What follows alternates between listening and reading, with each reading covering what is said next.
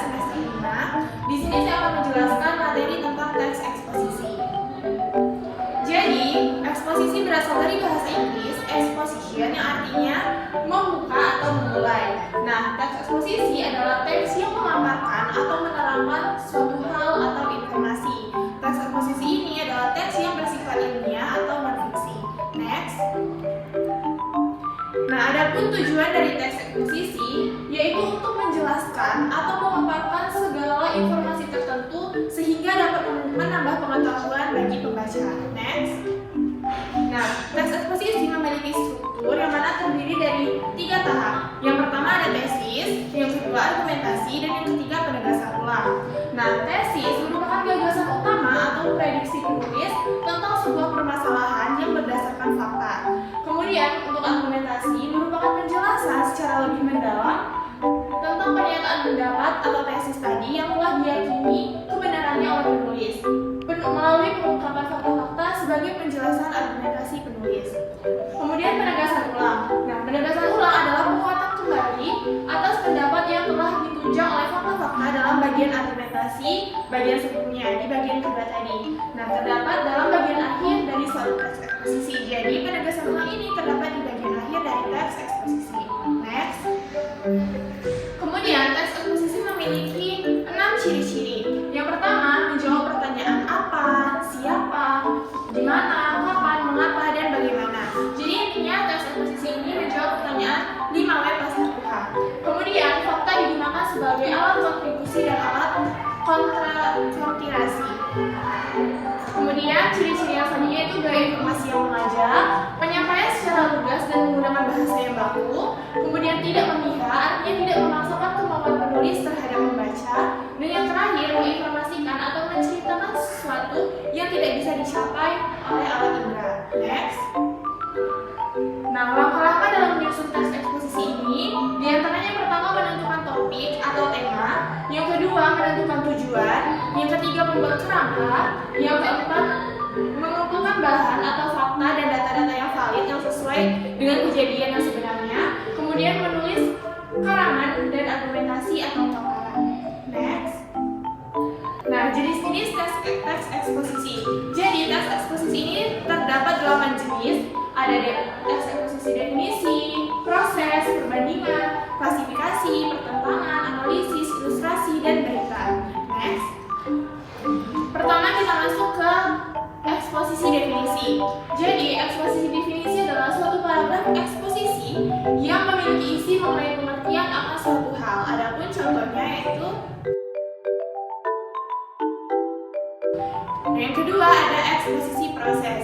Jadi, eksposisi proses adalah suatu paragraf eksposisi yang memiliki maksud tentang adanya proses pembuatan, proses penggunaan atau cara untuk melakukan sesuatu. Contohnya yaitu yang ketiga ada eksposisi klasifikasi. Nah, eksposisi klasifikasi merupakan paragraf eksposisi yang memiliki isi tentang pengelompokan terhadap sesuatu. Adapun contoh teks eksposisi klasifikasi ini yaitu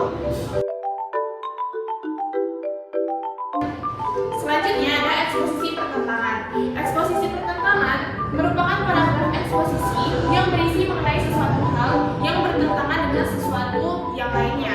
Adapun contoh dari eksposisi pertentangan ini yaitu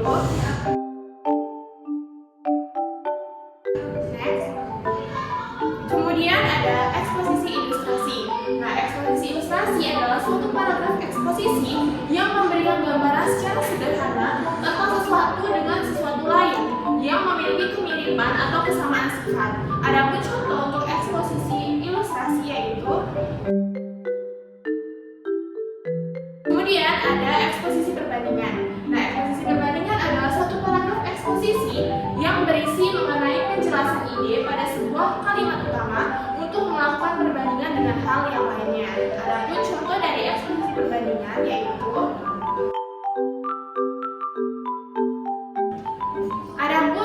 jenis eksposisi yang terakhir itu ada eksposisi berita. Eksposisi berita adalah paragraf eksposisi yang berisi mengenai berita atau peristiwa tertentu. Adapun contoh dari eksposisi berita yaitu